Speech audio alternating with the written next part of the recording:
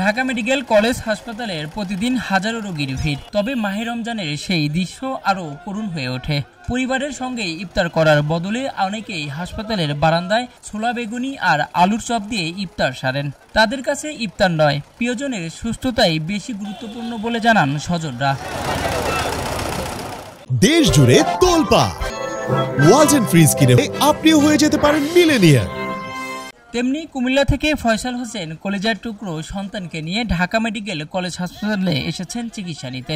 মাহে রমজান মাসের মধ্যেও পরিবার পরিজনের সবকিছু বিসর্জন দিয়ে স্ত্রী নিয়ে ছোলা বেগুনি আর আলুর চপ দিয়ে ইফতার সারেন ফয়সাল হোসেন। এইখানে আমার বেবি আছে NICU-তে 22 নম্বর বেডে আর কি। তো ও অসুস্থ, মঙ্গলবার থেকে আমরা এখানে আসি। ওয়ার্ডে তো আর আমাদের আসলে সিট নাই, তো বাহিরেই থাকতে হচ্ছে আর কি, বারান্দাতে 24 ঘন্টা কখন কি ডাকে। তো এর মধ্যে এখন তো ইফতার তো করতেই হবে, রমজান, তো বাহির থেকে টুকটাক একটু ছোট পরিসরে নিয়ে নিছি আর কি। এখানে খাবারের মাল মোটামুটি রিজনেবল প্রাইসে। এখানে যে অনেক বলে যে দাম বেশি বাকি, ওরকম না। শুধু ফয়সাল নন, এমন হাজারো মানুষ হাসপাতালের বিভিন্ন ওয়ার্ডে ছুটে বেড়াচ্ছেন। কেউ মায়ের চিকিৎসা করাচ্ছেন, কেউ বা স্ত্রী সন্তানকে বাঁচানোর সংগ্রামে ব্যস্ত। আসলে ঢাকা মেডিকেলের সামনে ইফতারের পসরা সাজিয়ে বসেছেন বিক্রেতারা। এই ইফতার কারা কেনেন জানালেন এই বিক্রেতা। মোটামুটি ভালো হইতেছে, রুগী নিয়ে আসে মোটামুটি, এরা যে যা পারে না, সবাই তো সমান নিতে পারে না। কেউ একটা নেয়, দুইটা নেয়, পাঁচটা নেয়, যার যেরকম তৌফিক দিয়ে চালে এরকম ভাবে খাইতেছে।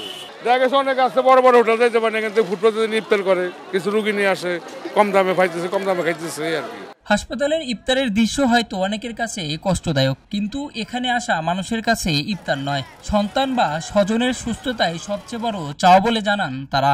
ওই মুড়ি লেছি আর ওই বুরিন্দা লেছি আর বুট লেছি, মেয়ের লেছি, নাতিনের অবস্থা ভালো না, আইসিতে ঢুকেন না।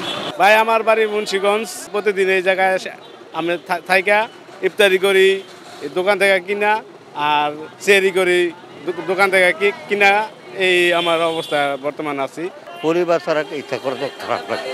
আমি বুট, মুড়ি, বড়া, চপ আর খাওয়ার পানি, আমার ছেলের বউ। রাকিব আলী, খবরের কাগজ, ঢাকা।